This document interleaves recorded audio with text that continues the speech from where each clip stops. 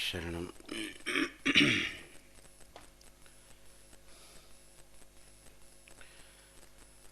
नमस्तस्मै भगवते कृष्णाय कुण्ठमेधसे राधाधरसुधा सिन्धौ नमो नित्यविहारिणे। राधां कृष्णस्वरूपां वै कृष्णं राधास्वरूपिणं कलात्मानं निकुञ्जस्थं गुरुरूपं सदा भजे। नमोऽस्तु ते व्यासविशालबुद्धे फुल्लारविन्दायतपत्रनेत्रो येन त्वया भारततैलपूर्णः प्रज्वालितो ज्ञानमयः प्रदीपः प्रपन्नपारिजाताय तोत्रवेत्रैकपाणये ज्ञानमुद्राय कृष्णाय गीतामृतदुहे नमः। वसुदेवसुतं देवं कंसचाणूरमर्दनं देवकी परमानंदं कृष्णं वंदे जगद्गुरुं। हरिशरणम। गीता चर्चा के क्रम में हम लोग 9वां अध्याय और 5वें श्लोक तक पहुँचे थे। भगवान ने कहा कि न च मत्स्थानि भूतानि पश्यमे योगमैश्वरम भूतभुर्न च भूतस्थो ममात्मा भूतभावन। इसमें ज्ञान विज्ञान का भगवान ने विस्तार सह वर्णन किया। विस्तार सह तो क्या कहें, संक्षेप से वर्णन किया, लेकिन संक्षेप में ही सारा विस्तार दे दिया। अब भगवान कह रहे हैं यथाकाशस्थितो नित्यं वायुः सर्वत्र गो महान् तथा सर्वाणि भूतानि मत्स्थानीत्युपधारय। चौथे 5वें श्लोक में ज्ञान विज्ञान दोनों का भगवान ने वर्णन किया। सब प्राणी मुझ में हैं, मैं सब में हूँ, कोई मुझ में नहीं, मैं किसी में नहीं हूँ। ज्ञान किसको कहेंगे? ज्ञान किसको कहते हैं? हुँ?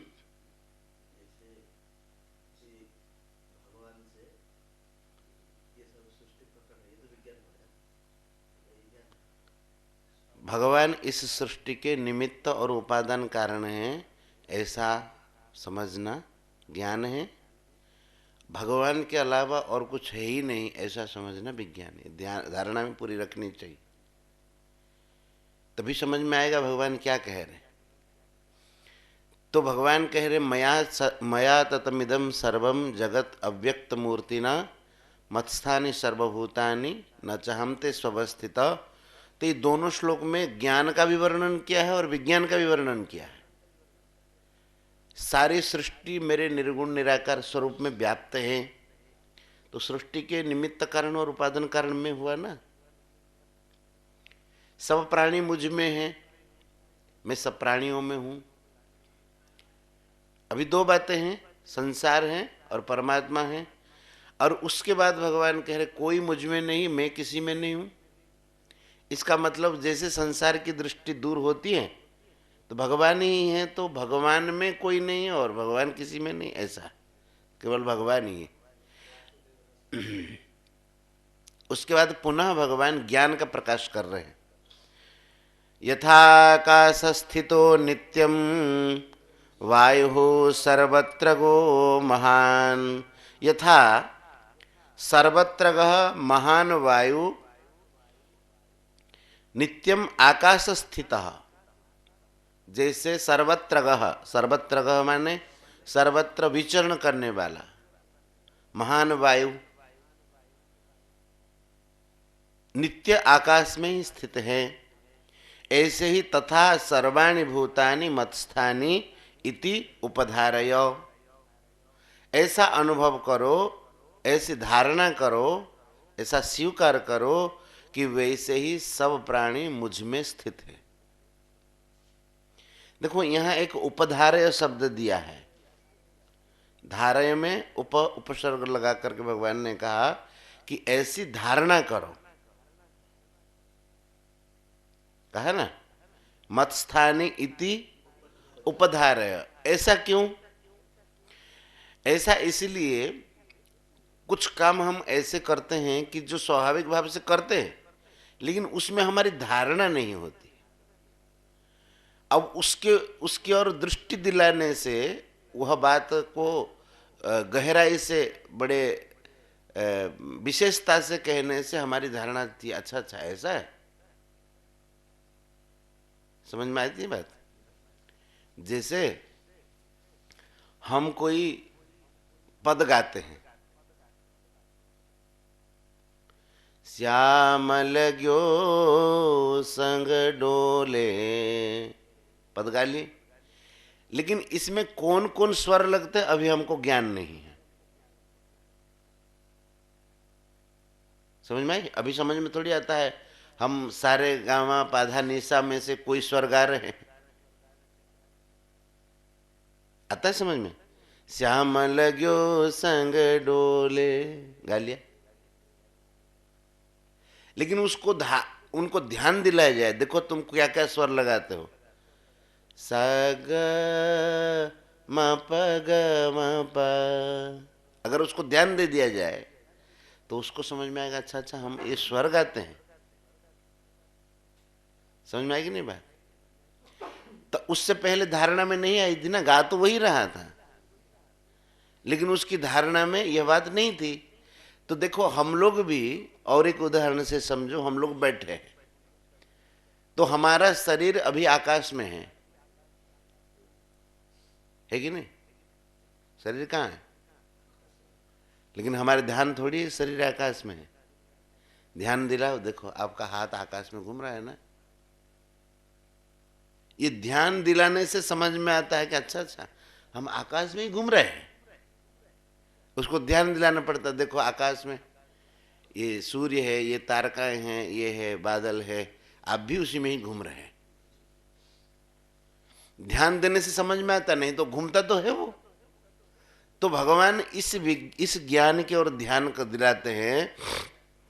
जैसे सर्वत्र विचरण करने वाली जो वायु हैं, पवन है, नित्यम आकाश स्थित, हर समय आकाश में ही रहते वायु रहती है। उसी प्रकार से तथा सर्वाणि भूतानि मत्स्थानि, सब प्राणी मुझ में ही रहते हैं, मुझसे ही प्रकट होते हैं और मुझ में ही रहते हैं। ये ज्ञान हुआ ना। आकाश में जैसे वायु नित्य रहती हैं और आकाश में ही रहती है, सर्वत्र रहती है। अब देखिए यहाँ वायु है ना, लेकिन हमको पता चलता थोड़े। पंखा चला दीजिए, हैं? पता चल जाता है कि अच्छा पंखा बंद करो, हवा चल रही है। लेकिन हवा तो अभी भी है, और हवा अभी भी है, और हवा चल भी रही है, नहीं चल रही, बड़े धीमी गति से, इसीलिए समझ में नहीं आता। हमको लगता कहाँ हवा है, ये लगता है कि यहाँ हवा भी है। विचार करते हैं, ध्यान देते, तब लगता है नहीं नहीं हवा है, हम सांस लेते तो कैसे लेते। अब उसको पंखा झलेंगे तो आपको लगेगा हाँ हाँ हवा है, दिखाई देगा। तो वह हवा होने पर दिखाई नहीं देता, उसकी ओर ध्यान करा दो तो समझ में आ जाता है कि अच्छा अच्छा यहाँ हवा भी है। तो वैसे ही कहते सर्वाणि भूतानि मत्स्थानि, सब प्राणी मुझ में हैं, ऐसा तुम उपधार, ऐसी धारणा में लाओ, ऐसी धारणा करो। और भगवान वो भी कहते हैं, सर्वभूतानि कौन्तेय प्रकृतिं यान्ति मामिकाम् कल्पक्षये पुनस्तानि कल्पादौ विसृजाम्यहम्। अब ये भगवान ज्ञान का ही वर्णन कर रहे हैं अभी, कि संपूर्ण प्राणी सर्वभूतानि कौन्तेय, हे कौन्तेय सर्वभूतानि मामिकाम प्रकृतिम यान्ति, मेरी प्रकृति को प्राप्त होते हैं। कब? बोले कल्पक्षय, जब कल्प का क्षय हो जाता है। कल्प का क्षय अर्थात, हाँ, कल्प तो ब्रह्मा जी जब सोते हैं वो भी है, और यूं सोचा जाए तो महाप्रलय भी है। तो महाप्रलय में सारे प्राणी मुझको प्राप्त हो जाते हैं। कल्पक्षये सर्वाणि भूतानि सर्वभूतानि मामिकाम प्रकृतिम यान्ति। कैसे प्राप्त होते भगवान वो तरीका बताते हैं। मामिकाम प्रकृतिम यान्ति, मेरी प्रकृति को प्राप्त हो जाते हैं। आप लोगों को बताया था ना कि सब महाप्रलय के समय में सारी प्रकृति अपने अपने कारणों में लीन हो जाती हैं। जैसे पृथ्वी लीन होगी गंध तन मात्रा में, और गंध लीन होगा, पृथ्वी उत्पन्न कहां से हुई? जल से। जल में लीन हो जाएगा, पृथ्वी लीन हो जाएगी। अब जल तन मात्रा क्या है? रस है। जल की जो तन्मात्रा है वो रस है। वो तन्मात्रा का रूप धारण करके, सूक्ष्म रूप धारण करके वह अग्नि में विलीन हो जाएगी। और अग्नि की तन्मात्रा नहीं, अग्नि की तन्मात्रा क्या है?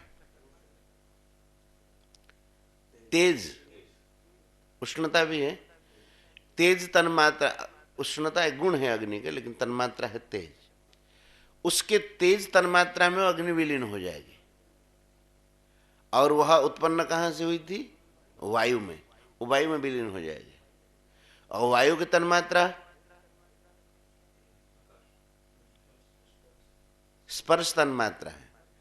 स्पर्श तन्मात्रा में वायु विलीन होगी और वह आकाश तत्व में लीन हो जाए। आकाश तत्व में वह जो क्रमशः जैसी सृष्टि हुई थी, क्रमशः एक एक विलीन होकर के वो विलीन होंगे भगवान की मूल प्रकृति में, जिसको कहा कि प्रकृतिम पुरुषम चैव विद्यनादि उभौ अपि।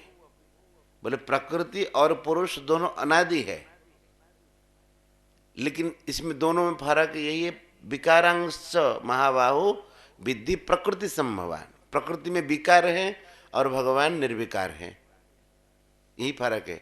लेकिन दोनों अनादि। प्रकृति कब से पैदा हुई ऐसा नहीं कह सकते।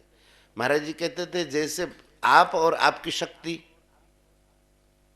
आपकी शक्ति को आपसे अलग किया जाएगा क्या? कर सकते हैं? ये लो मेरी शक्ति है और ये मैं हूं, ऐसा कह सकते हैं आप? तो अभिन्न भी हुए ना? नहीं, अभिन्न होने पर भी भिन्न है। कैसे? शक्ति घटती बढ़ती है, अब घटते बढ़ते नहीं। अब शक्ति थोड़ी कम हो गई, नहीं कहते? अब फुल शक्ति है, आ जाओ। तो शक्ति बढ़ती भी है और घटती भी है, लेकिन आप घटते और बढ़ते नहीं है। इसलिए प्रकृति से आप भिन्न भी हैं और अभिन्न भी हैं। तो भगवान यहां कह रहे हैं कि ये मेरी प्रकृति है। कौन सी? मूल प्रकृति, जिसको भगवान ने गीता जी में और बार बार कहा है कि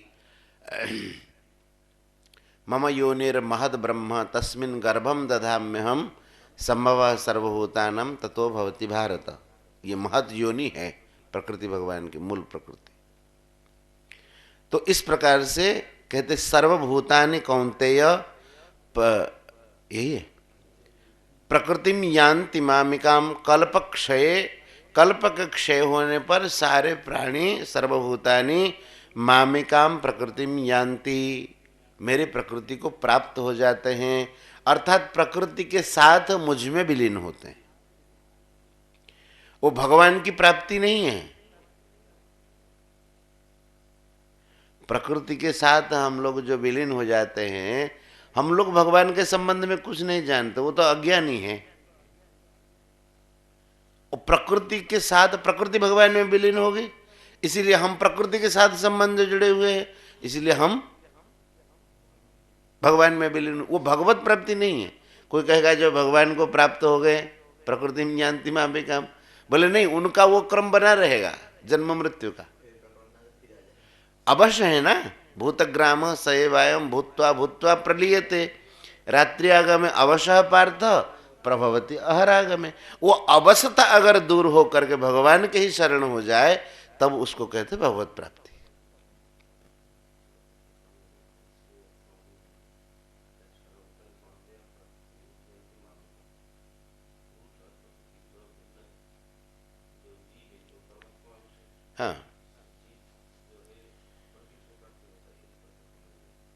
प्रकृति को प्राप्त होता है माने प्रकृति के साथ मेरे में विलीन होता है।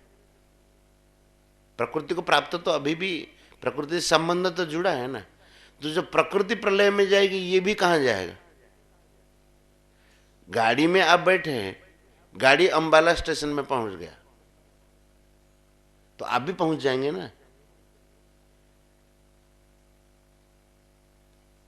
पहुंचेंगे कि नहीं पहुंचेंगे? तो उसी प्रकार से प्रकृति के ये अवश्य है, तो प्रकृति में ये सूक्ष्म रूप से विलीन होता है और प्रकृति भगवान में विलीन होती है। ये ना समझने वाली बात इसमें क्या है? जीव का प्रकृति के साथ संबंध होता नहीं है। आप ऐसा नहीं सोचिए कि जीव जो प्रकृति से संबंधित हो जाता है, लेकिन मानता है, जब तक मानता है तब तक उसके साथ संबंध है। अब जैसे आप इस घर में बैठे, घर जो है धंस गया तो आप भी धंस जाएंगे ना। आप कहें घर के साथ तो हमारा संबंध नहीं, हम क्यों? बोले आप घर के भीतर है, इसके साथ संबंध आप माने। नहीं समझ में आता है? नहीं समझ में आए तो पूछो।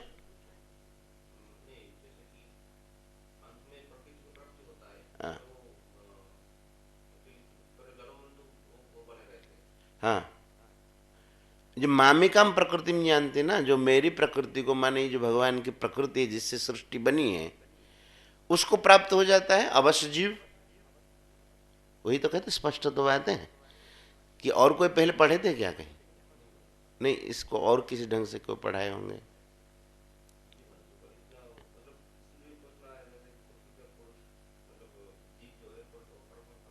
हाँ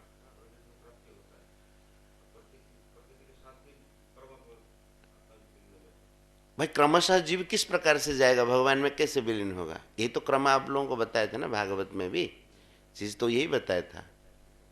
जब वो ब्रह्मा जी के दिन और रात्रि का समय होता है, ब्रह्मा जी सोते हैं तो ब्रह्मा जी के साथ वो भी भगवान में सो जाता है। और जो महाप्रलय होता है, सारी प्रकृति चली जाती है तो जीव सृष्टि भी तो भगवान में सो जाती है। तो उसी बात को कहते तो है मामिकाम प्रकृति में यान्ति का मतलब प्रकृति से संबंध माना है, इसलिए प्रकृति के साथ भगवान में विलीन होता है। जब प्रकृति भगवान में विलीन होगी तो नहीं होगा वो। तो कल्पक्षय के समय में ऐसा होता है। और कल्पादौ तानि अहम विसृजामि, कल्प के आदि के समय, कल्प का जो जिसको सर्ग कहते हैं, कल्प आदौ माने कल्प के आदि के समय में उन जीवों को फिर मैं प्रकट कर देता हूं। इसका अर्थ ये ज्ञान कह रहे भगवान, माने सारे सृष्टि को बनाने वाला भी मैं ही हूं और ये प्रकृति भी मेरी ही है। समझ में आई? जीव भी मेरे हैं, प्रकृति भी मेरी है, माने सृष्टि को बनाने वाला भी मैं हूं। कल्पक्षय में ये मेरे में लीन होते हैं और कल्पादौ तानि अहम विसृजामि, कल्प के आदि के समय में पुनः प्रकट करता हूं। ठीक है, आगे भी तो भगवान कहेंगे प्रकृतिम स्वाम अवष्टभ्य विसृजामि पुनः पुनः कल्पक भूतग्राममिमं कृत्स्न मवशम प्रकृतेरवशात। ये भगवान पुनः कह रहे, कहते प्रकृतिम स्वाम अवष्टभ्य विसृजामि पुनः पुनः। स्वाम प्रकृतिम अवष्टभ्य माने मैं अपने प्रकृति को अधीन करके, माने भगवान कहते स्वाम प्रकृतिम अवष्टभ्य, अपने प्रकृति को मैं अधीन करके, प्रकृतिम स्वाम अधिष्ठाय आया ना, संभवामि आत्ममाया, ऐसे ही भगवान कहते प्रकृतिम स्वाम अवष्टभ्य विसृजामि पुनः पुनः। इमं भूतग्रामम, ये सारे जितने भी प्राणी समुदाय हैं उनको, और भूतग्राम कैसे हैं, किनको सर्जना करता हूं कि अवशम कृत्स्नम भूतग्रामम इमम, अवश्य माने जो परवश हैं, किसके? जो प्रकृति के परवश है। भगवान किनको पुनः पुनः सर्जना करते हैं? जो भूतग्राम माने प्राणी समुदाय, कृत्स्नम भूतग्रामम, कृत्स्नम माने संपूर्ण, ये कृष्ण नहीं, कृत्स्न,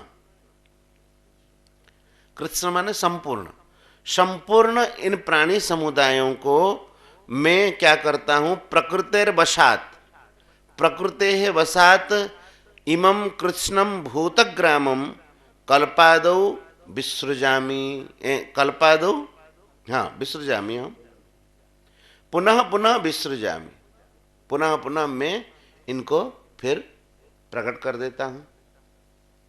समझ में आई बात क्या?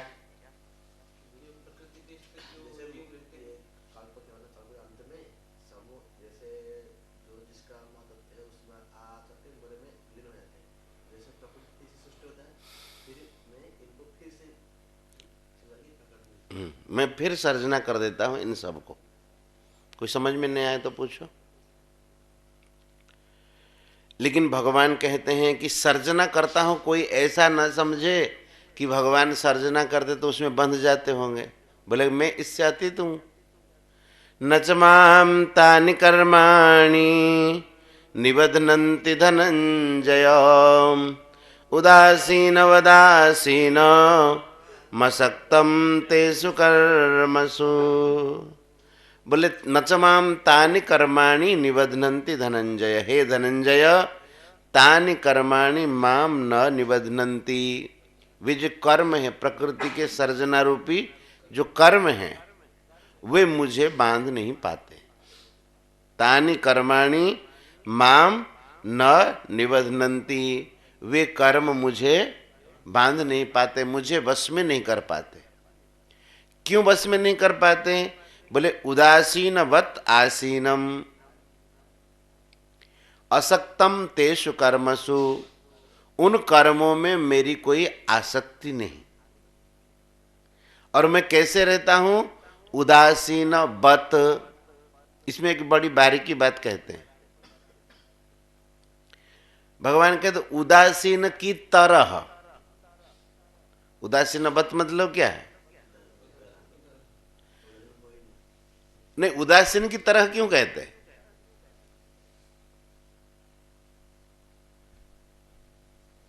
उदासीन वत कहते हैं ना, उदासीन वत आसीनम।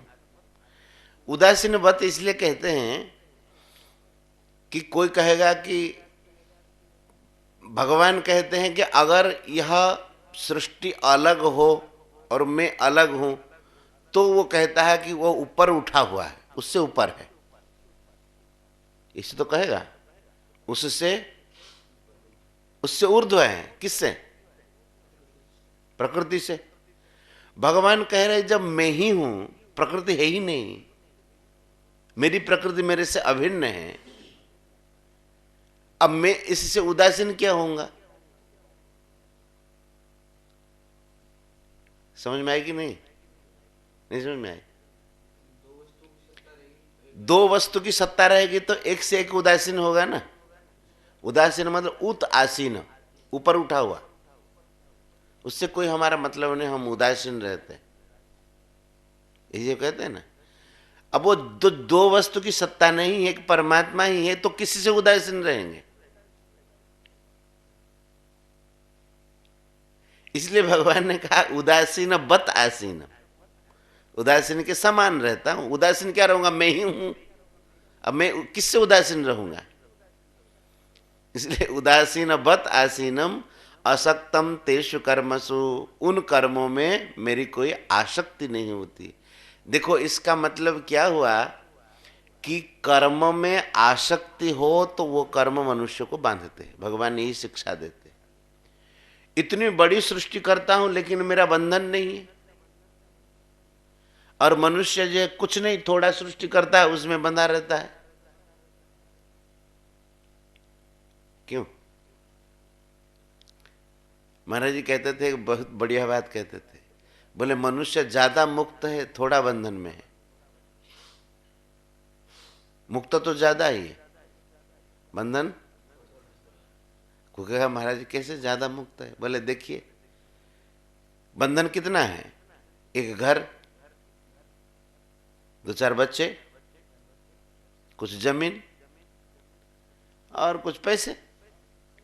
संसार में क्या इतने ही घर है क्या?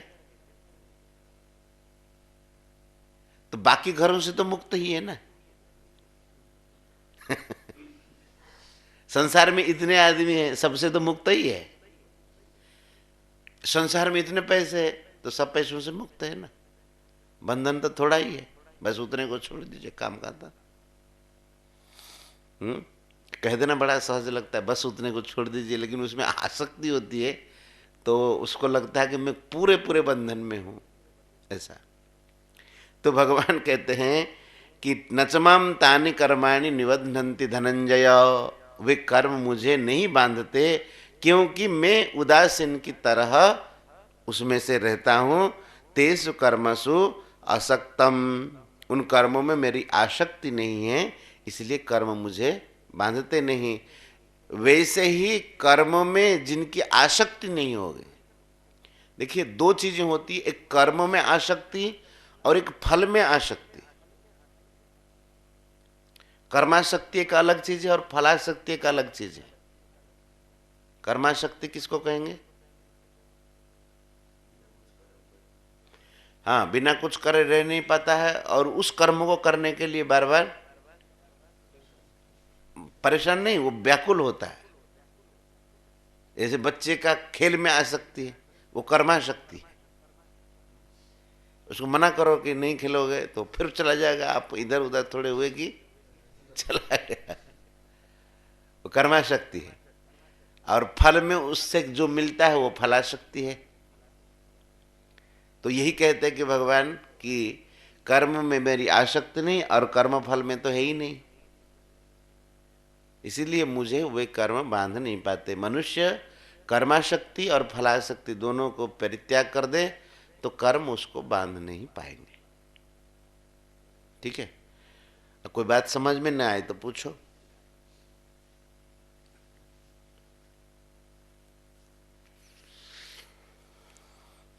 गीता जी लगती है बहुत छोटी सी ग्रंथ है, लेकिन इसमें बहुत सारी बातें भगवान ने कही सूत्र रूप से। अब आप देखेंगे भागवत जी में संवाद के रूप में, आख्यान के रूप में तत्व यही रहेगा, लेकिन व्याख्या होगी अलग। उसमें संवाद भी होंगे, स्तुति भी होंगी और चरित्र भी होंगे, उसके माध्यम से ये सब बातें बताएंगे उसमें। लेकिन अब गीता जी एकदम प्योर सूत्र है। बहुत लोग कहते हैं महाराज जी गीता जी थोड़ा कठिन पड़ता है और कुछ करिए ना, थोड़ा कोई गीत गोविंद आदि, भगवान की कोई लीला आदि, भक्त चरित्र आदि, वो भी बढ़िया है, वो आनंददायक है। लेकिन अब गीता जी जब पढ़ाते तो गीता जी जैसी पढ़ानी पड़ेगी ना। अब उनको पल्ले कम पड़ता है।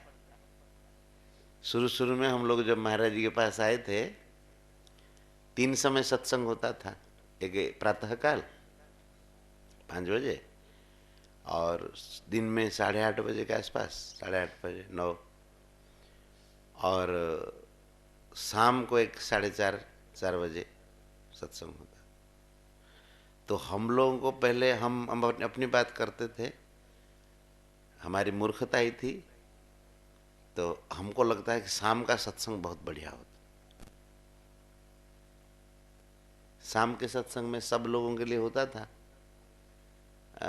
गांव से लोग आते थे और सब भक्त लोग मिलते थे, बहुत लोगों की भीड़ होती थी, तो महाराज जी उसी हिसाब से कहते थे। तो हमें लगता था सुबह का समय सत्संग तो अच्छा नहीं होता है, ये शाम का सत्संग ही बढ़िया होता है। उसके बाद जैसे थोड़ी थोड़ी समझ जैसे बढ़ने लगी, तो उसके बाद लगा नहीं नहीं शाम का नहीं, दोपहर का सत्संग, दिन का सत्संग, 9 बजे का सत्संग बढ़िया होता है, शाम का नहीं। शाम का थोड़ा हल्का होता है। उसके बाद फिर समझ में आने लगे कि अरे मूर्ख, तू समझता नहीं था, ये सत्संग सुबह का ही बढ़िया होता है। वो समझ इतना मैंने न आने के, समझ में न आने के कारण हम लोगों को लगता था कि नहीं शाम का ही बढ़िया होता है। शाम को सबको समझ में आए, कोई कोई थोड़ी सी कथा भी होती थी और उसमें और कोई बातें भी होती थी, तो समझ में आ जाता था। महाराज जी उसी हिसाब से देते थे। ऐसे सत्संग तो तीनों बढ़िया, लेकिन गंभीरता की दृष्टि से देखा जाए तो सुबह का ज़्यादा गंभीर होता था, थोड़े ही शब्दों में सुबह का सत्संग सुनिए महाराज जी का, बड़ा ज़बरदस्त। लेकिन हमें पहले पहले समझ में ना आए तो हमें लगता था नहीं शाम का बढ़िया होता है, लेकिन बढ़िया सत्संग होता था सुबह का। बहुत मार्मिक बात महाराज जी कहते थे। और वो भी महाराज श्री साधना में रात को ही बैठ जाते थे, उसके बाद जो बात आती थी विशेष बात, वो फिर प्रकट होता था। तो अब समझ में नहीं आती तो लगता है कि ये सब कठिन है, समझ में कम आता है। महाराज जी एक बार बोले बोले कि हम और भी संत प्रवचन देते थे, महाराज जी जाते थे अपने समय से देते थे, तो महाराज जी कहते थे कि जब हम जाके पहुंच जाते प्रवचन देने के लिए तो महिलाएं सब उठ उठ के चली जाती। कुछ महिलाएं बोले अब स्वामी जी आए, गीता जी बोलेंगे, चलो। तो महाराज जी ने कहा कि हमको जहर की पुड़िया दे रहे क्या गीता जी, लेकिन उनको पल्ले ना पड़े। मैंने अब तो स्वामी जी गीता जी कहेंगे, चलो। तो इस प्रकार से है। लेकिन गीता जी थोड़ी सी, क्योंकि आप लोग पढ़ ही रहे हैं, तो पढ़ रहे तो तत्व शास्त्रों का बोध होना चाहिए ना, तत्वों का बोध होना चाहिए। अब जब सूत्र से नहीं समझेंगे तो विस्तार आप कैसे करेंगे? अगर करेंगे तो उल्टा सीधा करेंगे। इन बातों का पूरा ज्ञान होना चाहिए, हमारी गीता जी क्या कह रही है। अब जैसे कोई कहेगा, ऐसे आए थे कुछ दो बालक आए थे, उन्होंने कहा कि मुझे हमको थोड़े दिन में पढ़ा दीजिए, हम प्रवचन करेंगे। अब उन्होंने कहा कि हमको गीता जी के श्लोक छांट छांट के दे दीजिए। वो तो 10 मिनट का काम है, 20 श्लोक छांट के दे दिए, कहीं आप उद्धृति देने के लिए दे दीजिए, लेकिन उससे गीता जी समझ में तो नहीं आएगी ना उसको। अब देखिए, एक से दूसरे प्रकरण में संपूर्ण संबंध है कि नहीं। और श्लोक लेकर के कहीं बोल देगा, दिखा देगा कि हमको गीता जी आती है, लेकिन उससे गीता जी तो समझ में नहीं आएगी। गीता जी तो जब उसको अक्षरशः पढ़ता है तब एक एक अलग प्रकार का बोध जाता है। क्यों? अब जल्दी वाला काम कैसे होगा? हमको घोंट के तो नहीं पिला देंगे, उसको वो बातें समझ में आनी चाहिए। समझ में आने के बाद कहीं अगर गीता जी का कोट करेगा, कोटेशन देगा अथवा रिफरेंस देगा, वो विशेष। अब नहीं तो यूं तो कही देते, कोई प्रकरण होगा कहीं का कहीं एक जोड़ दिया, वो अलग बात है। लेकिन सटीक जो बातें हैं वो संपूर्ण समझने से, ऐसे हम लोग भी कोई संपूर्ण थोड़ी समझते हैं गीता जी। महाराज जी कहते थे कोई गीता जी को पूर्ण रूप से समझ नहीं पाता, लेकिन संतों की कृपा से जितना प्राप्त हो, कम से कम एक धारणा तो हो उसके विषय में। ऐसा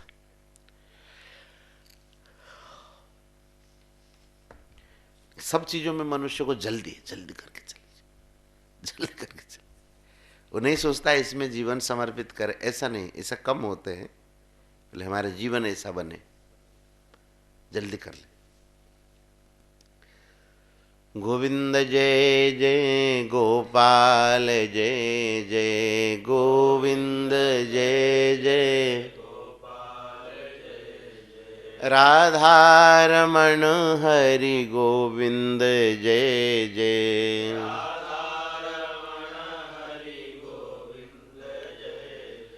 गोविंद जय जय गोपाल जय जय श्री राधारमण हरि गोविंद जय जय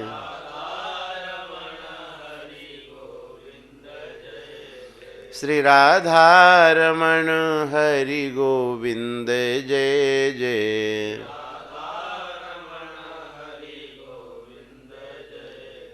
श्री वृंदावन बिहारी लाल की, श्री राधा रानी की, श्रीमद् भगवद गीता मैया की जय जय। श्री राधे श्याम।